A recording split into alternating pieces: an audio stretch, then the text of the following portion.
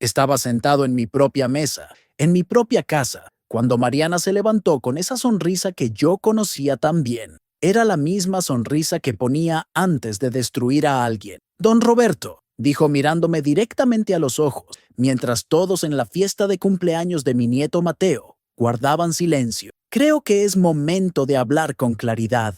Tú sobras aquí.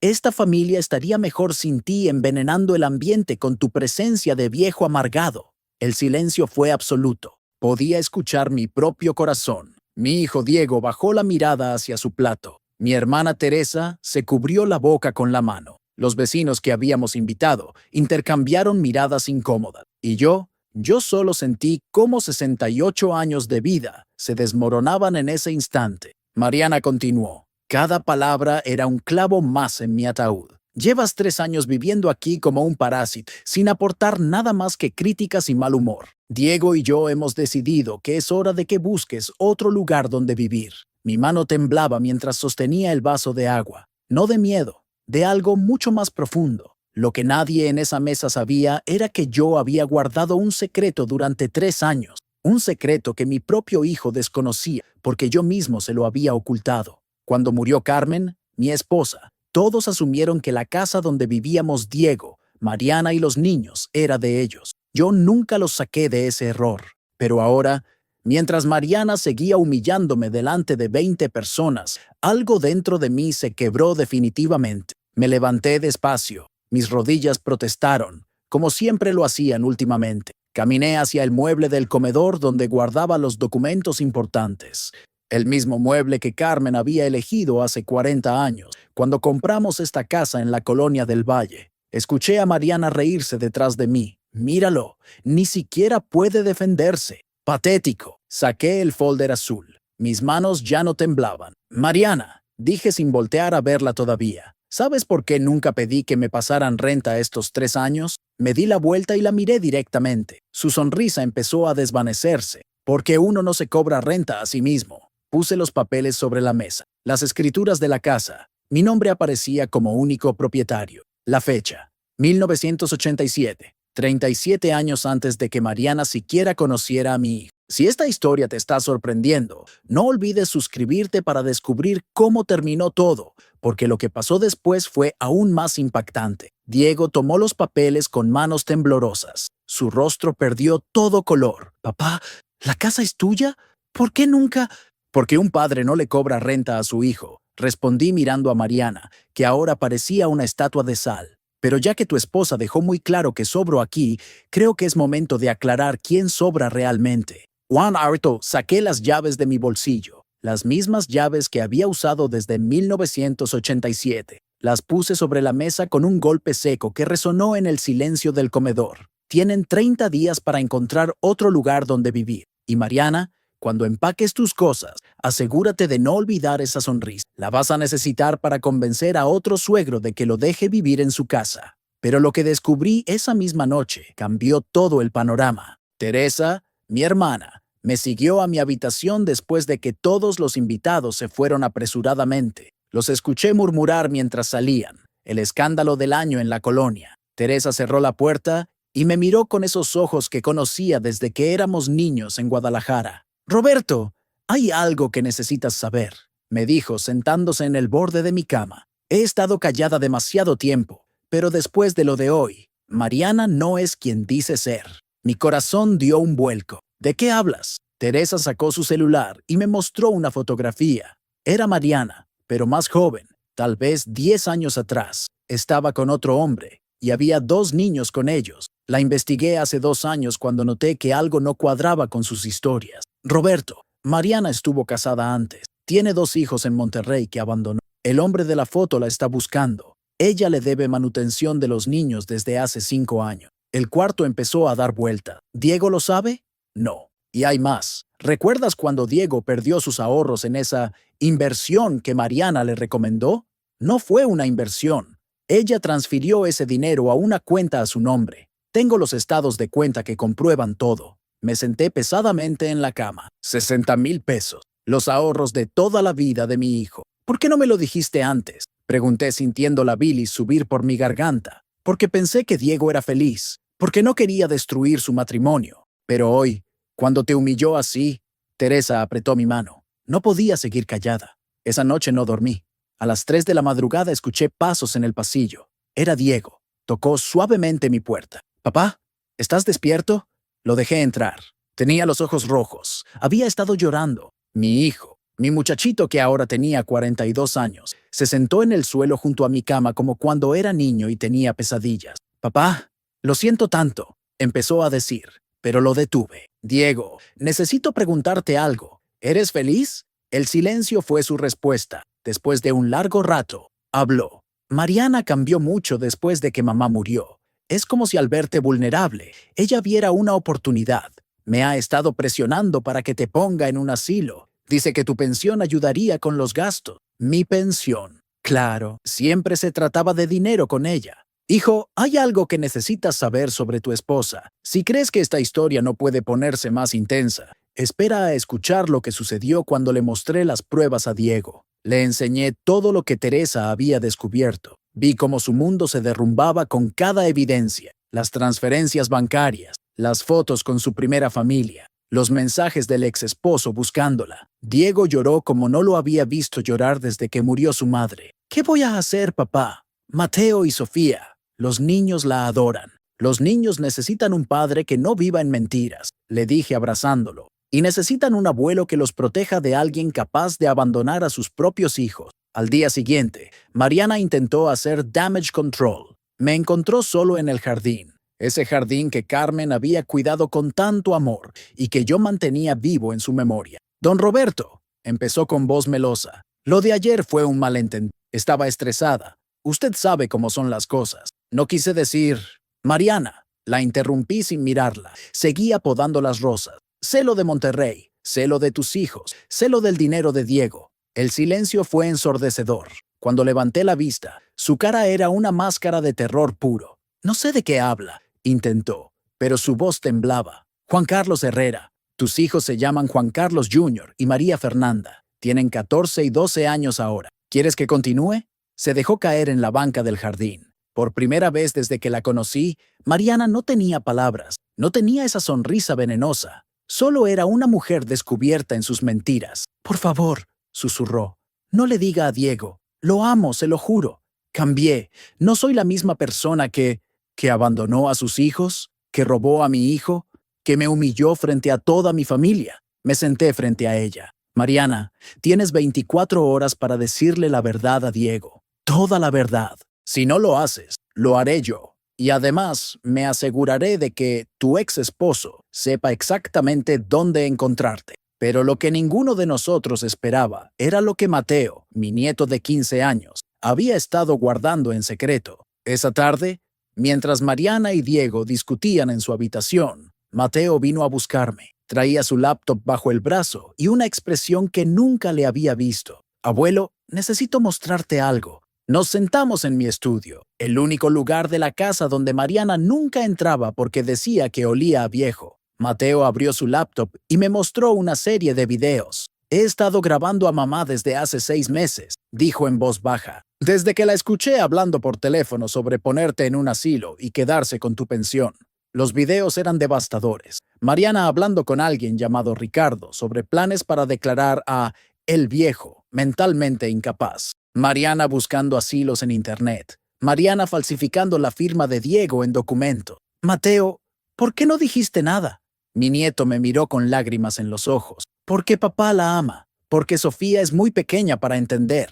Porque usted es el único que siempre ha estado ahí para nosotros, abuelo. Cuando papá trabajaba todo el día y mamá salía con sus amigas, usted fue quien me enseñó a andar en bici, quien me ayudó con las tareas, quien me contó historias del abuelo Carmen». Lo abracé fuerte. «Mi nieto, mi valiente nieto». «Hay más», dijo, separándose. «Ricardo no es solo un amigo. Lo he visto salir de la casa cuando papá está en el trabajo. El dolor que sentí no fue por mí, fue por Diego, por mis nietos, por esta familia que Mariana estaba destruyendo desde adentro como un cáncer». Esa noche, durante la cena, el ambiente era tan tenso que podías cortarlo con un cuchillo. Mariana que había estado llorando. Se notaba por el maquillaje corrido que trataba de ocultar. Diego no había probado bocado. Sofía, mi pequeña de 8 años, Era la única que parecía ajena a todo. «Abuelito», dijo de pronto Sofía, «¿es verdad que nos vamos a tener que ir de la casa?»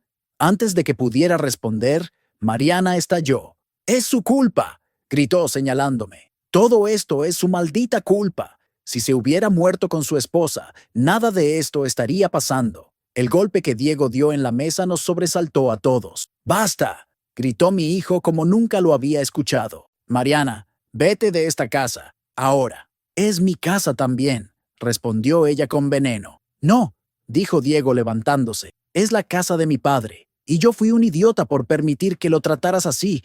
Papá, perdóname. Perdóname por ser tan ciego». Mariana se levantó tambaleándose. «Te vas a arrepentir de esto, Diego. Y tú», me señaló con el dedo, «tú vas a morir solo como el perro viejo que eres». Fue Mateo quien habló entonces. «Mi abuelo nunca estará solo, porque a diferencia de ti, él nunca abandonó a su familia. Si quieres saber cómo esta familia se reconstruyó después de la tormenta, no te pierdas lo que viene, porque el final de esta historia tiene un giro que nadie esperaba». Mariana se fue esa misma noche, tomó solo una maleta y desapareció en un Uber. Pero antes de irse, me dejó una carta bajo la puerta. La leí a la mañana siguiente mientras tomaba café en el jardín de Carmen. «Roberto, usted ganó, pero quiero que sepa algo. Sí amé a su hijo, a mi manera torcida y egoísta, pero lo amé. El problema es que nunca supe amar sin destruir. Mi madre me enseñó que el amor era control, que la familia era una batalla por el poder. Usted y Carmen construyeron algo que yo nunca tuve y nunca supe valorar. Cuide a mis hijos.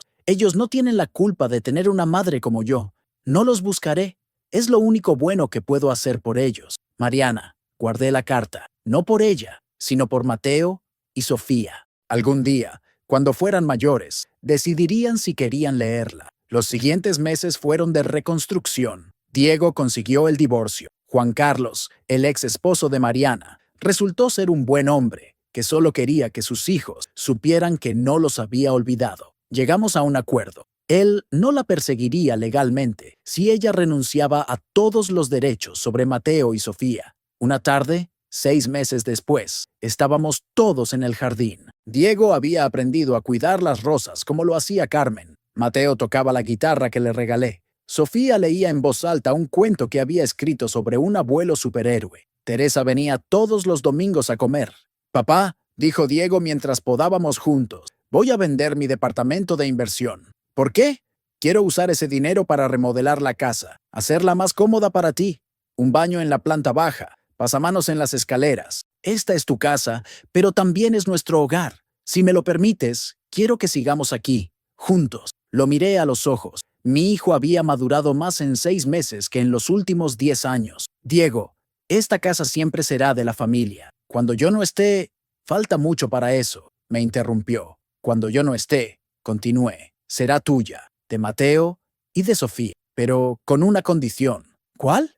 «Que nunca olvides lo que aprendimos, que la familia no es poder, no es control, es amor, respeto y la certeza de que nunca estarás solo». Pero el verdadero giro del destino llegó un año después. Era el Día de Muertos. Habíamos ido todos al panteón a visitar a Carmen. Le llevamos sus flores favoritas, cempasúchil y rosas blancas. Mientras limpiaba su lápida, noté a una mujer observándonos desde lejos. Era Mariana. Estaba diferente, más delgada, más apagada. Se acercó lentamente, como si cada paso le costara un mundo. «No vengo a causar problemas», dijo antes de que cualquiera pudiera hablar. «Solo necesitaba verlos. Hoy también es el aniversario de la muerte de mi madre». Sofía fue la primera en reaccionar. Corrió hacia ella y la abrazó. Mariana se quebró. Lloró como nunca la habíamos visto llorar.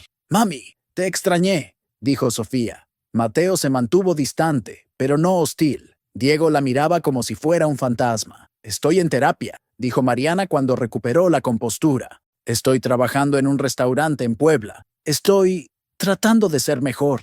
No pedía perdón, no pedía regresar. Solo quería que supiéramos que estaba intentando cambiar. «Los niños pueden visitarte si quieren», dijo Diego después de un largo silencio, «pero supervisado y paso a paso». Mariana asintió. Me miró a mí al final. «Don Roberto, usted tenía razón. Yo era la que sobraba. Pero gracias por enseñarme eso. A veces necesitamos perder todo para entender lo que realmente vale». Se fue como llegó, en silencio. Sofía lloró un poco. Mateo la consoló. Diego me tomó del brazo. ¿Hice bien, papá? Hiciste lo correcto, hijo. El perdón no significa olvidar, pero el rencor envenena el alma. Mientras volvíamos a casa, pensé en Carmen, en cómo ella siempre decía que la familia era como un jardín. Requería cuidado constante, paciencia infinita y a veces podar las ramas muertas para que las sanas pudieran crecer. Han pasado 2 años desde aquella cena donde Mariana dijo que yo sobraba. La casa sigue siendo mía, pero ahora es verdaderamente nuestro hogar. Diego encontró el amor nuevamente en Elena, una maestra de la escuela de Sofía, que adora a los niños y me trata como a un padre. Mateo entró a la universidad, estudia arquitectura y dice que su primer proyecto será diseñar una casa donde quepan todas las generaciones de la familia. Sofía visita a Mariana una vez al mes. Está aprendiendo a querer a su madre con sus defectos, pero también a poner límite. Es más sabia de lo que yo era a su edad. Y yo sigo aquí, en mi jardín, con mis rosas, con los recuerdos de Carmen y la certeza de que cuando alguien te dice que sobras, a veces es exactamente cuando más necesario eres. Porque al final, no se trata de quién es el dueño de la casa, se trata de quién construye el hogar. Y eso, queridos amigos, no se puede escriturar, no se puede vender, no se puede quitar con palabras crueles en una cena familiar. Si esta historia tocó tu corazón, compártela, porque en algún lugar hay un abuelo, una abuela, un padre o una madre a quien le han dicho que sobra y necesitan saber que no es verdad, nunca es verdad. La última vez que vi a Mariana fue hace una semana. Vino a la graduación de Mateo de la preparatoria. Se sentó en la última fila, casi escondida. Cuando Mateo recibió su diploma y mencionaron que había ganado una beca completa para la universidad, la vi llorar de orgullo por el hijo que casi pierde por su ambición. Después de la ceremonia, Mateo fue hacia ella. Le dio las gracias por venir, nada más, pero fue suficiente. A veces, el perdón no es un abrazo reconciliador. A veces, es simplemente permitir que alguien sea testigo de lo que pudo haber compartido si hubiera tomado mejores decisiones. Diego y Elena se casarán el próximo mes. Me pidieron que los entregara en el altar. Los dos. Elena perdió a su padre hace años y dice que no puede imaginar a nadie más que a mí en ese lugar. Teresa me convenció de escribir esta historia. Dice que el mundo necesita saber que los viejos no sobramos, que somos la memoria viva de las familias, los guardianes de las historias, los que mantenemos encendida la luz del hogar cuando todos los demás están perdidos en la oscuridad. Y aquí estoy, a mis 70 años, en mi casa, rodeado de mi familia, podando las rosas de Carmen y enseñándole a Elena cómo cuidarlas para cuando yo ya no esté. Porque esa es la verdad más grande que aprendí en todo esto. Nunca sobras en tu propia vida. Nunca sobras cuando hay amor verdadero. Y definitivamente, nunca sobras cuando tienes las llaves de la casa. Pero lo que nadie sabe, lo que he guardado hasta este momento, es que hace una semana recibí una llamada. Era de un notario en Monterrey. La madre de Mariana había muerto y por alguna razón que nunca entenderé, me dejó a mí una carta y una pequeña herencia para mis nietos. La carta decía: Don Roberto, sé que arruiné a mi hija enseñándole que el amor era guerra. Usted hizo por ella lo que yo nunca pude. Le mostró las consecuencias de vivir así.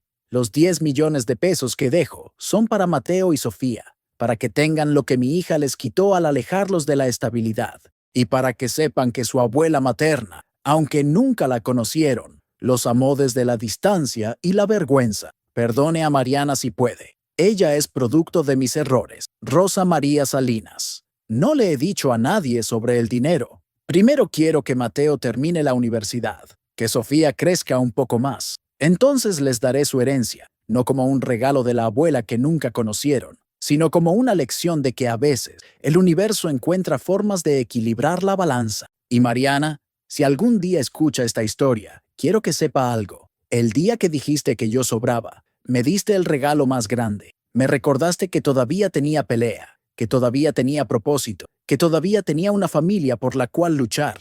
Porque los viejos no sobramos. Somos las raíces del árbol familiar. Y sin raíces, hasta el árbol más hermoso se cae con el primer viento. Esta es mi historia. La historia de cómo las llaves de una casa salvaron a una familia. Y si llegaste hasta aquí, si esta historia resonó contigo, recuerda, Nunca es tarde para defender lo tuyo. Nunca es tarde para poner límite. Y nunca, nunca es tarde para recordarle al mundo que mientras respires, no sobra. Tienes un lugar, tienes un propósito y tienes todo el derecho de sacar las llaves y recordarles a todos quién construyó el hogar donde ahora viven. Y lo que viene después, bueno, esa es una historia que todavía se está escribiendo. Pero hay algo más que necesito contarles. Algo que ocurrió la semana pasada y que cambió todo nuevamente. Estaba en el mercado de Coyoacán comprando flores para el aniversario de Carmen, cuando escuché una voz familiar. Era Ricardo, el hombre con quien Mariana tenía una aventura. Estaba hablando por teléfono, y lo que dijo me heló la sangre. Sí, el viejo finalmente está solo en casa los martes. Es el momento perfecto para entrar por los documentos. Mi corazón se aceleró. Seguí a Ricardo discretamente hasta un café. Se reunió con dos hombres que no reconocí. Uno de ellos sacó una carpeta con fotos de mi casa, de mis rutinas, de los horarios de Diego y los niños. El notario dice que si conseguimos su firma o lo declaramos incapaz, la casa puede ser embargada por las deudas falsas que creamos a su nombre, dijo uno de ellos. Mariana nos dio toda la información, sus cuentas bancarias, su número de seguro social, todo. Las manos me temblaban mientras grababa todo con mi celular. Mariana no había cambiado. Todo el teatro del panteón, las lágrimas, la terapia, todo era mentira. Salí de ahí sin ser visto y fui directamente con el comandante Julio Méndez, un viejo amigo de cuando trabajaba en la Procuraduría. Le mostré los videos, le expliqué la situación. Su rostro se endureció con cada evidencia. Roberto, esto es grave. Están planeando un fraude mayor. Necesitamos actuar rápido, pero con inteligencia. Esa noche, reuní a Diego, Elena y Teresa en mi estudio. Les mostré todo. El dolor en los ojos de Diego era diferente esta vez. Ya no era tristeza, era furia pura. Voy a destruirla, dijo entre dientes. No, lo detuve. Vamos a hacer algo mejor. Vamos a dejar que ella misma se destruya. El plan era simple pero efectivo. El siguiente martes, yo estaría solo en casa. Pero en realidad, el comandante Méndez y su equipo estarían esperando. Las cámaras que Mateo había instalado por toda la casa grabarían todo. El martes llegó. A las 3 de la tarde, exactamente como habían planeado, escuché ruidos en la puerta trasera. Ricardo entró con una copia de las llaves que seguramente Mariana le había dado. Lo seguían los dos hombres del café. Los dejé entrar. Los dejé buscar en mi estudio. Los dejé encontrar los documentos falsos que el comandante había preparado como carnada. Y cuando Ricardo estaba a punto de tomar lo que creía eran las escrituras originales, las luces se encendieron. Policía judicial. Están arrestados por allanamiento de morada e intento de fraude. La expresión de Ricardo fue un poema, pero lo mejor vino después. Cuando lo estaban esposando, su celular sonó. Era Mariana. Ponlo en altavoz, ordenó el comandante. ¿Ya tienes los papeles?, preguntó ella ansiosa. Recuerda, el viejo debe parecer que firmó voluntariamente. Y Ricardo, cuando todo esto termine, por fin podremos estar juntos. Con el dinero de la casa empezaremos de nuevo en Estados Unidos. El comandante tomó el teléfono. Mariana Salinas, está usted arrestada por conspiración para cometer fraude. Le sugiero que se entregue voluntariamente. El silencio al otro lado fue ensordecedor. Luego, el sonido de la llamada cortándose. La arrestaron esa misma noche, tratando de cruzar la frontera en Tijuana. Los 10 millones de pesos que su madre había dejado para mis nietos fueron la fianza que Diego se negó a pagar. En el juicio, que fue hace apenas 3 días, Mariana finalmente mostró su verdadero rostro, sin máscara, sin actuaciones. Gritó que yo había arruinado su vida, que Diego era un inútil, que los niños estarían mejor sin nosotros. El juez, una mujer seria de unos 50 años, la miró por encima de sus lentes y dijo algo que nunca olvidaré. Señora Salinas, en mis 30 años de carrera, pocas veces he visto tanta maldad disfrazada de amor. 5 años de prisión y restricción permanente de acercarse a la familia Hernández. Mientras se la llevaban, Mariana me miró una última vez. Ya no había odio en sus ojos, solo vacío. Afuera del juzgado, Sofía me tomó de la mano. Abuelo, mi mamá es mala. Me arrodillé para estar a su altura. Tu mamá está enferma del alma, pequeña. Algunas personas nacen sin saber amar correctamente, pero eso no es tu culpa, ni define quién eres tú. Mateo, que ahora está en su segundo año de arquitectura, me mostró ayer los planos de su proyecto final. Es una casa con un jardín central, donde todas las habitaciones dan hacia ese espacio común. Es para que nadie nunca se sienta solo, o que sobra, me dijo, inspirada en ti y en la abuela Carmen. Y así, queridos amigos, aquí estoy, 71 años, dueño de mi casa, patriarca de mi familia reconstruida, jardinero de las rosas de Carmen y guardián de las historias que nos hacen quienes somos. Porque al final, cuando alguien te dice que sobras, no está hablando de ti. Está confesando su propia vacuidad, su incapacidad de ver el valor en aquellos que construyeron el mundo donde ahora viven. Las llaves siguen en mi bolsillo, pesan más ahora, pero no por el metal, pesan por las historias, por las batallas ganadas, por la dignidad recuperada. Y cada mañana, cuando riego las rosas de Carmen, ella me susurra con el viento, Roberto, mi amor, nunca sobraste, fuiste, eres y serás el cimiento de esta casa que construimos con amor.